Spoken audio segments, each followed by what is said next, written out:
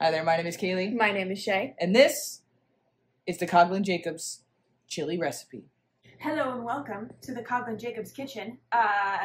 This was highly requested because I mentioned that we made it, and it's a recipe that has sort of kind of been passed down from my mom in the sense that I took it and changed many things about it. So this is the ingredient lineup that we have.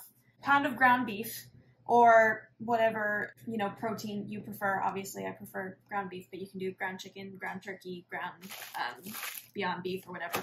And then we have two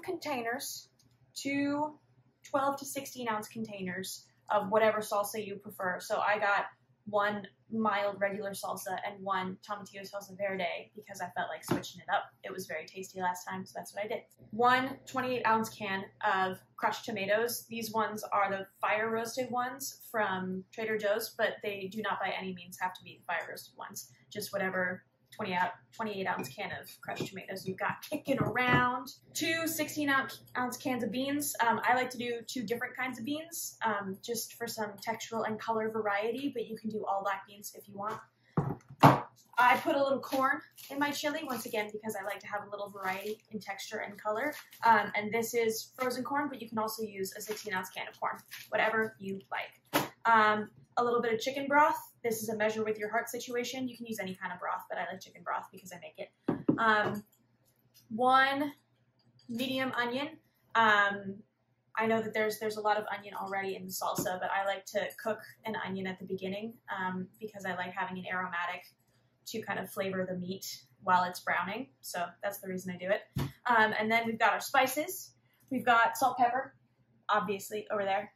And then garlic powder, cumin, and chipotle powder. And then my secret ingredient, and this really is the secret to the Coughlin-Jacobs chili recipe, just a tiny bit, like a tablespoon of 100% cocoa powder.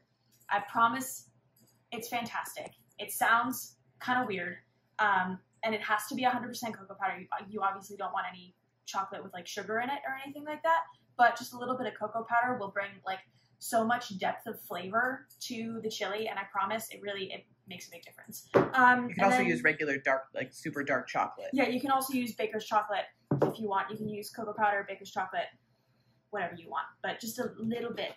It is not optional. What is optional is a tomato you've had sitting around that needs to get used up.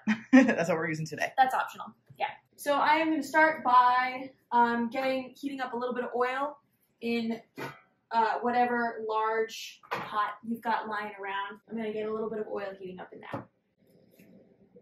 Just, once again, it's a measure with your heart kind of situation, but at least enough to saute one medium onion. I'm just going to chop this up.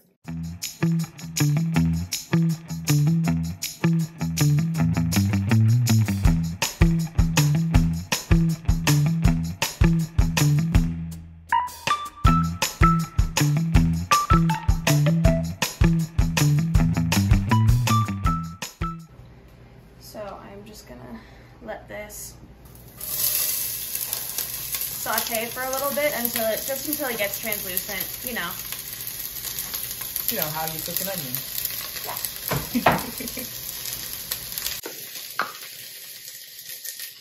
One thing my mother and also Ina Garden taught me is salt early and salt often, so just a little bit. Just a little bit to get it going. Alright, so my onions are just getting to translucent. Now I'm going to put in the whole thing of ground beef, just to brown, and get gorgeous and delicious with the onion that we've got in there already. This is our Costco ground beef from Real fans from know. our Costco. Yeah, real fans know. So this is the time when I'm going to spice the meat. I'm going to go a little bit less, just put in a little bit less of everything than what I think I'll need because I'm going to also season later. I'm going to season like fully to taste later. So some salt, pepper. I love fresh black pepper, but it does take forever. Ground cumin. Wouldn't be a Coughlin recipe without a little more cumin than you think you need. Yeah. And a little less chipotle than you think you need.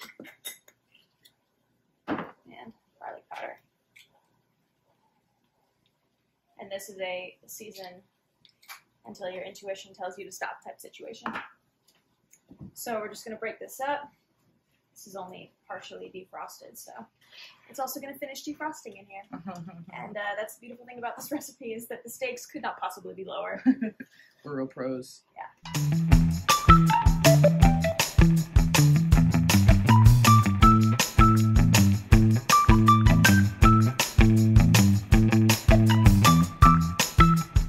Explain what happened. Yeah. So what happened was I recorded a time lapse and I thought it was a video. But that's fine. Because as I said before, the stakes could not possibly be lower with this recipe. It's my first recipe video. Yes. So no stress should be had in the making of this recipe or in the making of this video. So basically what happened was, while the meat was browning, I chopped up the tomato that we had left over, and this would also be the time to chop up whatever other vegetable that you need to use up that you want to throw in there. This would be the time to do it. And then I drained the beans, and I added the tomato and the beans and the frozen corn, and they're all in there getting to know each other. And now I am going to add more of our liquid ingredients. So I'm going to do that right now. 28-ounce can of crushed tomatoes. All right. And then both of the containers of salsa. Obviously, it can be jarred salsa, it can be pico de gallo, it can be spicy salsa, it can be any kind of salsa that you want. Whatever your favorite salsa is, yeah, that's the one you should use. Or whatever salsa's on sale. Oh yeah, we've done that one most often. Yes, we have. Oh, goodness gracious. That's all right. You can't see it on camera. It went absolutely everywhere. In here, at least. Second container of salsa.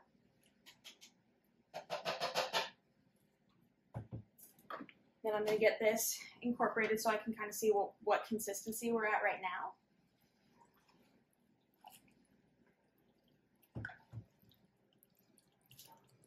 What consistency are you hoping for? What are we looking for? How would you describe it? Final consistency, I would say we're looking for a stew consistency. Okay. Like if it's starting to look like soup, you know you've gone too far in the other direction. And if it looks like scoopable with like a tortilla chip or something, then you know you've gone too far in the chunky direction. So okay. It's like so in between, like pico de gallo and soup.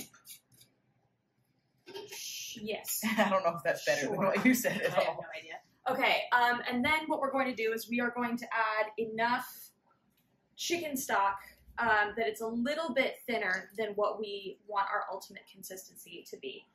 If you don't want to use chicken stock, I have used water instead and just added a little extra flavoring, a little extra spice, a little extra salt, pepper, garlic, and that's also been totally fine, especially if you are trying to make this meal as affordable as possible. That would be what you would do. But obviously, if you've got chicken stock, definitely use it. Chicken stock, veggie stock, beef stock. Yes. I think we've used all of those. And so what we're going to do now is we are going to add our secret ingredient. Don't worry, I'll cut it out. Like this much. Very important. Just sprinkle it. Have you ever accidentally added too much? No. No? I want to know what it would taste like. I've never accidentally added too much. In truth, especially if you're using cocoa powder, not so much if you're using baker's chocolate, but if you're using cocoa powder, I don't know. You could definitely use more than what I'm using here and have it still be fine. It would just veer into more of like mole territory, which is not necessarily what we're going for. And so now, this is not too much thinner, but a little bit thinner of a consistency than we ultimately want. And that's good because what we're going to do is we're going to partially cover this and let all of the flavors get to know each other for minimum 1 hour. But if you can leave it for 2 or 3, that's ideal.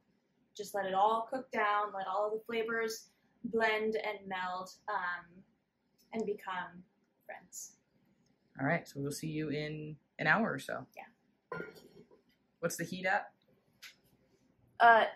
Very little. Very little. Just enough heat to keep it going, but not too hot. Yeah. All right. I wouldn't even say enough heat for a simmer.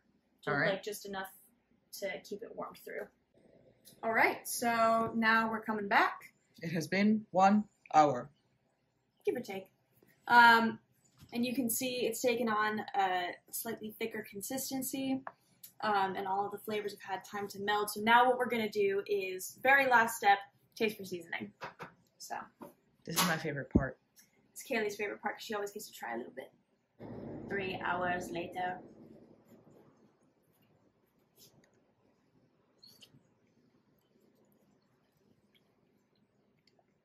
Ooh, got a little kick. Yeah. Salt? Yes.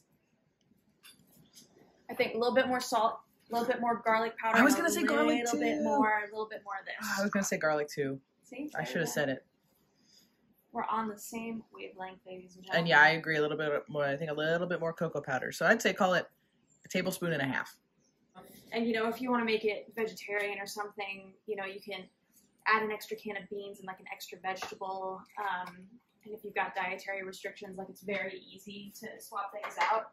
I would say the only thing is that you need to like tomato. If you don't like tomato, I don't really know what to tell you about this recipe. But other than that, it's very flexible.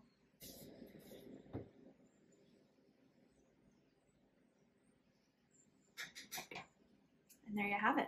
And now we're going to top it with many delicious accoutrements, including but not limited to sour cream or Greek yogurt if you're trying to do high protein. We do shredded cheddar cheese. We do green onions. And sometimes when we're feeling a little crazy, we do the Tostitos hint of lime tortilla chips. Oh, so Those good. are really, really good. All right. And that's We'll the show recipe. you. Yeah, we'll show you the closeout here in a second. We'll plate this up and be right back. Hello and welcome to our chili haul. Yes. Yes. So this is what we've got. It's all put in containers, and this will be probably 3 or 4 days worth of dinner, including what we have. We're about to eat this right now. Yes, literally right now. I say this is 1 meal. This is 2. This is 2. This is 2. This is 1 and a real hungry meal. And that's it. That's chili. We're gonna go have dinner now. Goodbye. Goodbye.